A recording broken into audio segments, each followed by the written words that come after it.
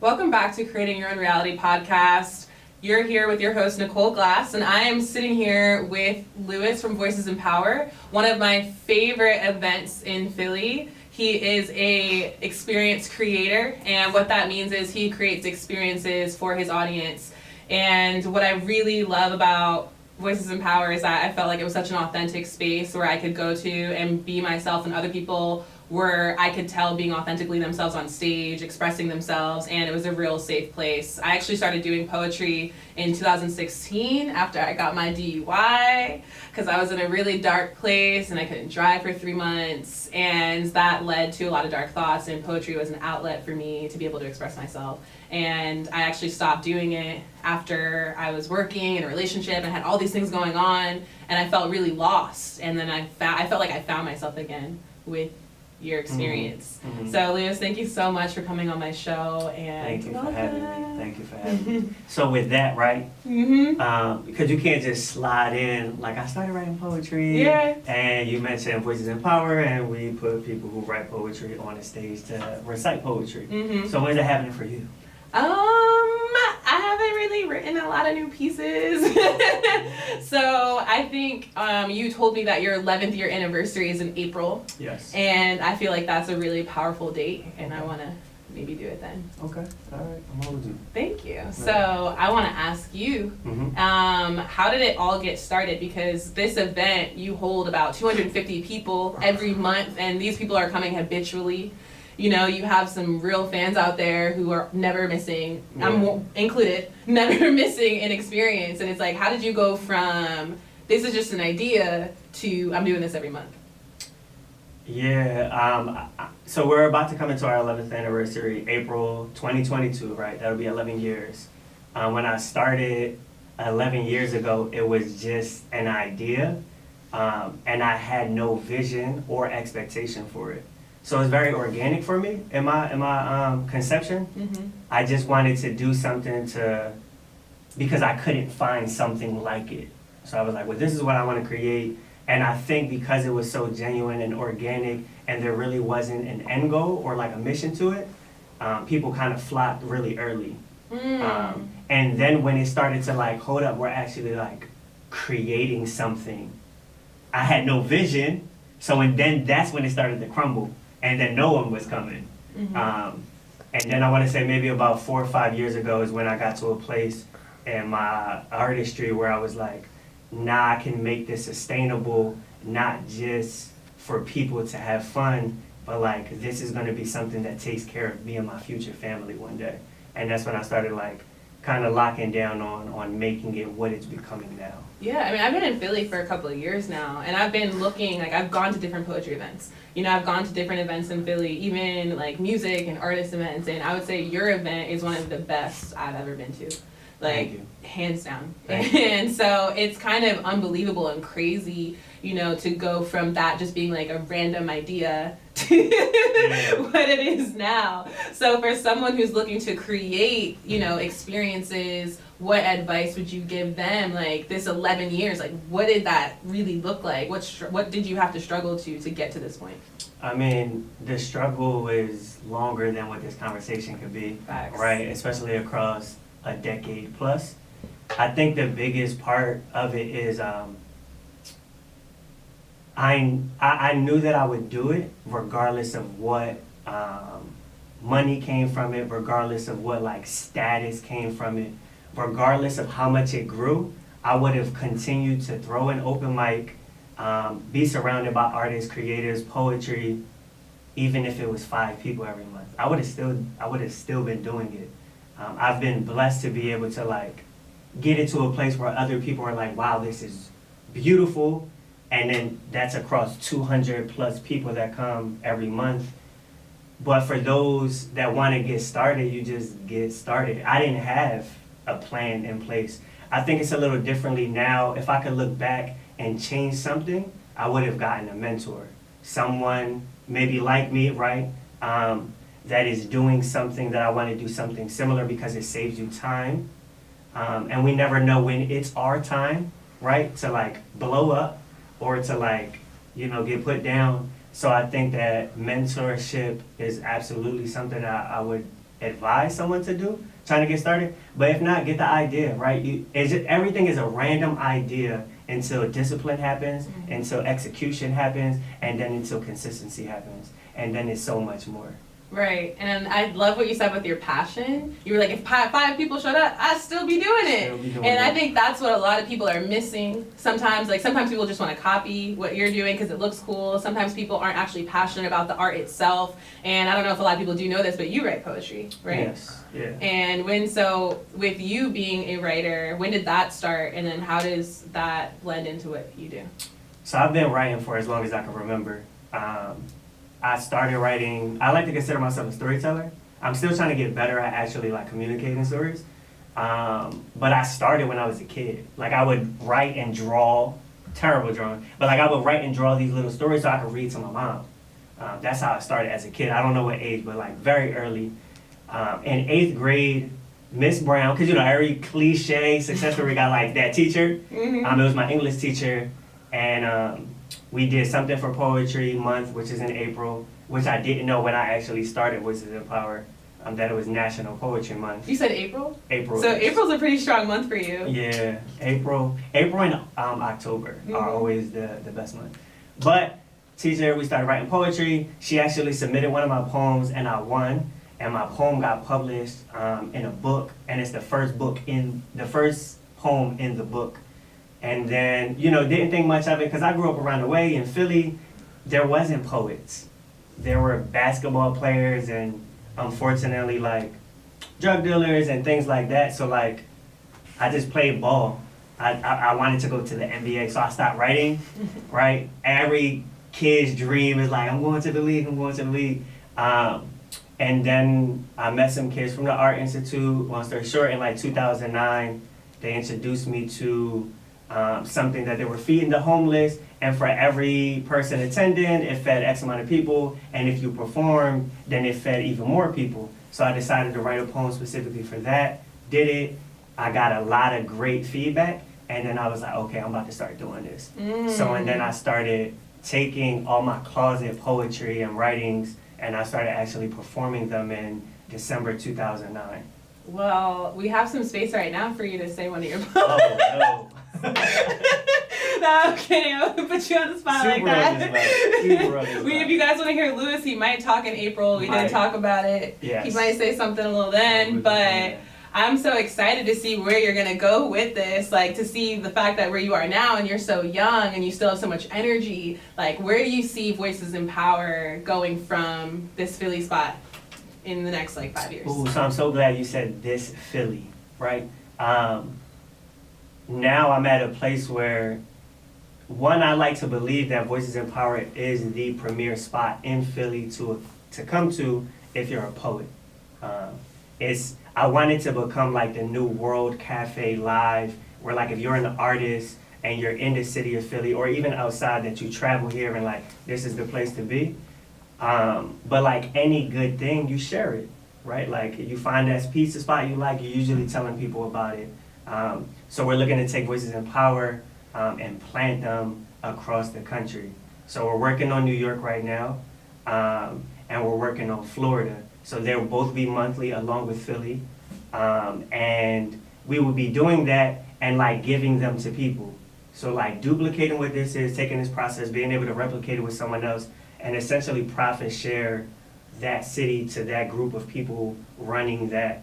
So eventually I get to not be in this place, but Voices in Power is happening across cities across the country. Wow. So that's what we're looking to do as far as like our open mic, but now specifically in Philly, we're looking to step into a place where we're not just poetry and we're not known for just creating dope experiences in the poetry performance world, but really just creating experiences that are enjoyable, fun, informative, inspiring for many different people in many different walks of life. So we will be the premier experience organization in Philly.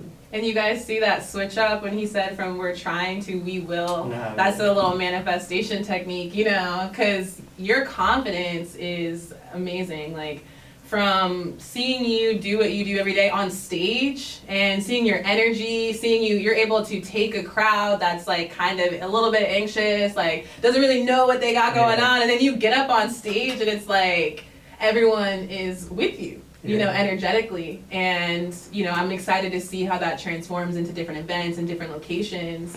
And one of the questions I want to ask you is like, what are the issues that you're experiencing from like scaling that you might need help with right now?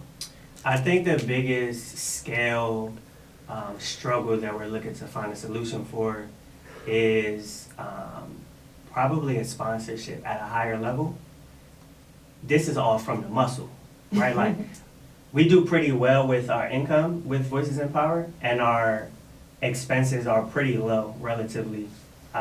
Thankful to relationships that we have that have replaced the need of certain currency.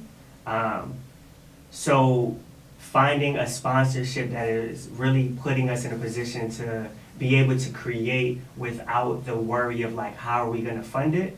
And if it doesn't work, how would that affect the next month and the next month? Because now we're kind of like digging out of a hole. So with a sponsorship at a higher level, we'd be able to take Voices in Power to a completely different place, absolutely. Like, how much money are we talking about? Like, how much you need?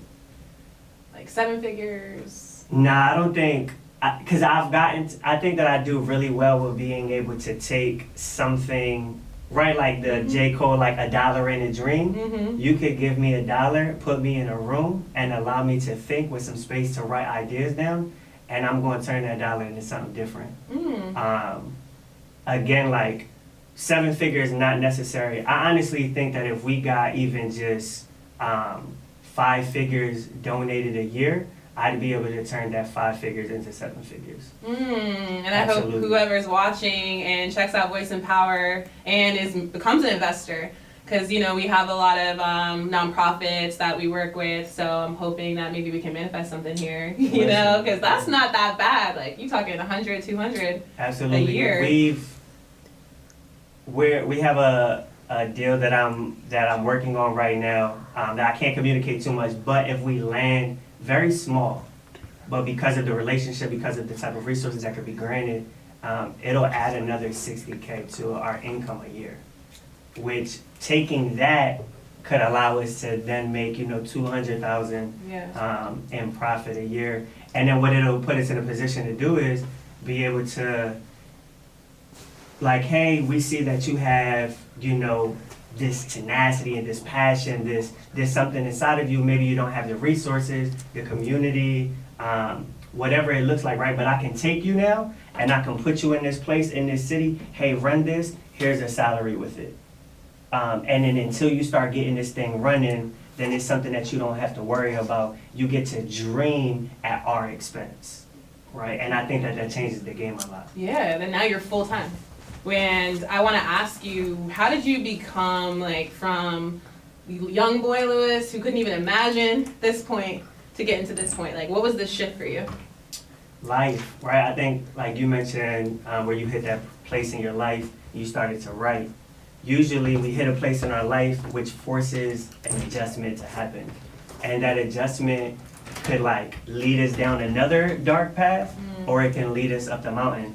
And I believe that a lot of things that happened in my life started putting me in positions where I'm like, I don't like this. And I'm getting to a place in my age, although that's like very like fairy dust to me in a way, where it's like, it's not too real, but there does come a level of accountability and responsibility you got to start to like place in front of you. Where I was like, okay, well, if I really do want this to take care of me and a family and be able to like fund artists and different dreams and initiatives, then I'm gonna have to crack down and start getting serious.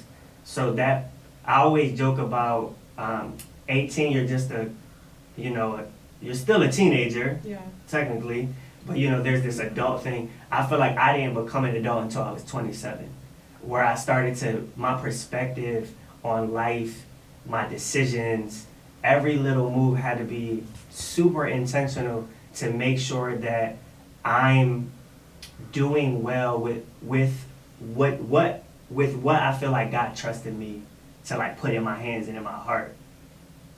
There's too many people that live a life that is very half cup. And I want to live a life where the brim is always wet from overflow. Like I'm just pouring out all the time. And that, yeah, so my mind state shifted when I was probably like 27. And it shifts regularly, and I think it has to. But every time, now I have a son, right? And with my son, I'm like, oh, he can't live with the struggles that I had growing up. He can't live with some of the uncertainty and the doubts or even just some of the lifestyle opportunities. My son will live a very different life, and that is another thing that's driving me forward. I love it. He totally will. Like Absolutely. as you're talking to me and you're telling me about the things you want to do, like, I know that you're gonna get it done. Like I know that it's gonna happen for you. It's just a matter of when. And one of the other questions I wanted to ask you is someone who's maybe looking in and it just seems so impossible to get to this point, like what advice would you give that person? My number one key to success is something that we learn the moment we're born, and it's relationships. If you're genuinely a good person, anything is possible. Everything was only possible for us to be able to do it because I didn't have the money. I was just like, I want to do this thing. Like, how do I rent a venue? How much does it cost to rent a space, to build a website, to do ads, to hire a DJ, to hire a photographer, to pay these people to work this dream, and then still convince people to spend money that they've worked hard for to do this thing, right? Like, but because I was just a good person, and my intentions weren't always good. I've grown a lot in my character, but relationships are really what fuel me being able to do it. And it looks like, someone saying, hey, Lewis, that's not the way that you should do it. Or, hey, Lewis, I believe in that so much, I'll give you this time. I'll give you this skill. I'll give you this thing that you no longer have to worry about. Relationships look like, hey, like I know someone that can do that for you, and I'll put my word on it because I trust you that much to stamp it, and now they got you too. And like, the more you get people around you, the more you start to build this community of people that believe in you and want to support a vision because it's genuine and they think that it's beautiful and it's good too. Then you start moving the machine forward, and then it starts to grow. So really, like I always tell people, like, you can't chase money because money doesn't have legs, right? Like it can't extend itself to you. You get money two ways. Someone has to give it to you, right? Which means that the person is more important than that dollar. And then I think that when you run with your dreams, when you run with such a passion, you become a magnet to finances. And then money flows to you, but you can't chase it. It's either given to you, or it becomes attracted to you. Mm-hmm. And when you chase money, then eventually you fall flat. It might last for a little bit, but it's not sustainable because that's not what makes that item, that piece of paper important. Like, it has to come from a person, or it has to be connected to a passion, to a purpose. Otherwise, it's only been a matter of time. Yeah, I completely agree with you. Like, I mean, even, I love how you were saying my intentions weren't always good with, because that's honest, and that's what I'm trying to really display on this podcast. Even with my podcast, at first, I'm like, I'm trying to do a podcast because I want to make this YouTube money, and then I had to really shift and be like, you know what? I really want to provide value to the other person on the other side. But see, that's the beautiful thing, right? Sometimes, whether intentions, listen, the world has its way of working out what it needs to, right? Like, that happened inside of you, like God gave you that.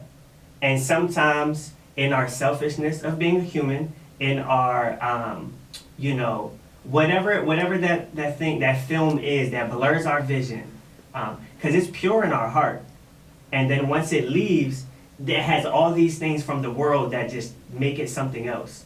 But eventually, it works itself out, and you start to like, oh, okay, like, I need this YouTube money, and now you're just like, oh, but it gives me so much more, so the drive is different, right? Mm-hmm. And like, the same thing with being an artist. A lot of artists do it for selfish reasons. I started the open mic, because I didn't get called on open mics at other places, and I'm like, well, I'm gonna start my own open mic, and I'll perform whenever I want to perform, and now I'm doing these college tours, and I'm traveling the country performing, and everybody look at me, and now I never perform at my events, because over time I'm like, oh my goodness, this was never about me. It was always about using this to help other people, and then we get to do it together, and it's fun. Yeah. Right? And it changes lives. And then another good thing is, it puts some money in my pocket, but that's not why we do it.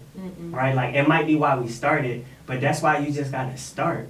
Even when your intention might not be good, because eventually, you either gonna have to figure out how to make it more pure, or it's just gonna keep chewing you up and spitting you out, and then chewing you up and spit. So like, you're gonna have to figure it out eventually. Yeah, and you're talking about acts of service. Like, at the end of the day, we're all providing a service Absolutely. to someone else, and you have to really, and if you care more about yourself than you care about the person that you're offering the service to, people feel that energy when it's inauthentic. And one of the reasons why I loved your poetry event as opposed to other poetry events was because I could feel that you actually cared about the people sitting in those seats. And I could feel that you cared about our experience, and you actually curated, the vendors that were there. You made sure that the vendors were providing the similar value, a similar brand to what you wanted. You put it in a place that other people can look around. It's beautiful, like the stage, everything, like the setup, like the detail,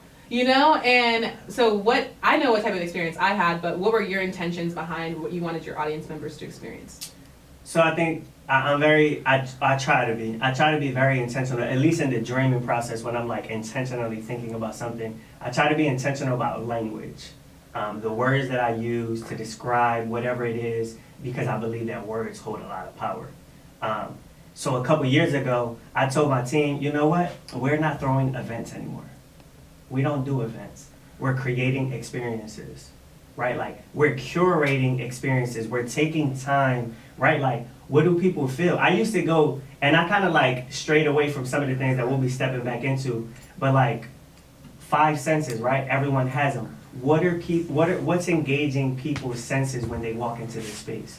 I want it to smell good. I want it to look good. I want it to sound good. There needs to be things that people can touch that feel good, like, and just like walking down. So we try to be very intentional with making sure people experience, at the very core of it, they feel like family, right? And all of us have a jacked up family, right? Like, I think there's some jacked up members in everybody's family where it's just like, I don't know, cuz, I don't know where you came from, auntie, but it's love, right? We get to be different people. We get to come together and have fun at the family parties. Hopefully there's no drama, but sometimes it happens and it can spice it up if you ain't involved. But like, I know at the core, like, the importance of family is just really like feeling safe, feeling like you can be without having to put the mask on that most people have to do when they step out of the house, right? Like, if you're working in the office, you might be listening to trap music in the car, and then like, you gotta tighten up that tie maybe and step into the office and change the way that you speak or whatever. And there's like so many things that sometimes people find a really good way of like not being able to do that. But like, at Voices in Power, I don't care what you look like. I don't care what you come from. I want you to be able to come in this space and feel like family regardless of like what's going on. Another thing I want you to feel is safety. Like, I want you to feel okay. Because there's a lot in this world that leaves a pretty hard mark of pain on people's hearts, on people's soul, and then that starts to eat at you, and then people aren't smiling as much. They're not connecting with people as much. And like, I want you to come here and I want you to feel safe, and then I want you to have fun. And then once you get to that stage of like, Now I get to have fun. Because it feels like family. It feels good, even though I don't know these people. Oh, now it makes me feel safe. Now I'm having fun, and now we get to inspire you. Once we inspire you, once we get to that place, you leave here, and people are ignited. They're like, oh, I want to start writing poetry. Oh my goodness, I want to start this nonprofit. Oh, I want to start, feeding the homeless. And like, this stuff is probably never on your mind before you step into this space, and we try to create this experience that walks you through these steps. And then what it does is it produces someone that's about to change the world in some capacity, right? And that's what we want to do. We want to in the world of artists, I said this already, in the world of artists, they can tend to be selfish, with their motives and their intentions. You ain't about to come into our space and leave still selfish. You coming in our space and your leave how do I do something, create something, be something that gives to someone else? And because of that, that's what brings people back.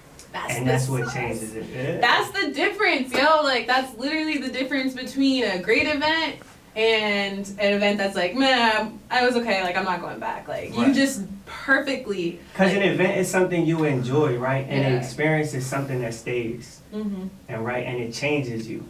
You go to an event, you go to a basketball game, right? And it's an event.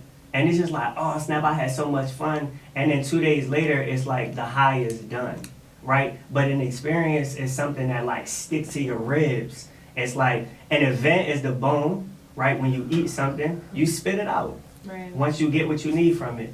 We give people the meat, that don't stick it to you. You got some weight on you now. Mm-hmm. And that's what we're looking to do. And you did it. I'm so proud of you. I'm so proud to know you. You're so cool. I'm telling you, I went into that event lost. I had just got out of a 4-year relationship. Lost my business partner. All these things happening. My aunt had recently passed away, and I'm just I'm just gonna kind of go to this random thing. And then I came out what you described, how you're trying to make people feel. That's how I felt. And you almost lose yourself if you forget, if you're not in authentic spaces, you don't really, your body doesn't really remember what they feel like. Yeah, you're numb. Yeah. And you just move through life instead of living through it and run. You see kids when they go to a park, they just run, they just start running. They just want to enjoy the air, the trees, the butterflies, these things that happen, they experience life. Mm-hmm. And we lose that as we get older. Because so many things start putting us in a box. So many things start happening to us, and now man, this experience happened to me, and now I'm bitter towards men because of bad relationship, or I can't keep someone close because of this, or now I don't want to whatever it is, life starts to happen. And the pandemic and isolation. The pandemic, all of it. Yeah. Yeah, so we really try to create something that's fun, that's life-giving, that's inspiring, and I love it because over the years we've gotten people like that. We had somebody that was on my team before who was I was literally going to kill myself, and then someone invited me and was hey, can you come to Voices in Power, right? Never been to the event. I came, and they were and it stopped me from taking my life. Wow. And then they became a member on our team and started being able to inspire and do that with other people as well. And I saved I screenshot and I save all these messages, these voicemails. It's not just poetry. It's not just a podcast. It's not just videography or photography. It's always something so much more when you allow yourself to be connected to the heart and the soul of it, right? And do it with being genuine and do it with passion. And then once you find that purpose, it changes people's lives. Mm. And all of that is for that, right? To connect humanity in a way where it's it's not just me. Mm-mm. It's so much bigger. Thank you so much for coming on my podcast, Lewis. I could talk to you all day, but I know we have to wrap it up. Guys, this is Lewis from Voices in Power. If you want him back on the podcast, just let me know in the comments because I want to talk to him again. Thank you so much for coming on to Creating Your Own Reality podcast. I'm going to actually include Lewis's information in the description. We're going to include his event. We're going to include his social media. We're also going to subscribe to the podcast. Don't forget to hit that subscribe button. And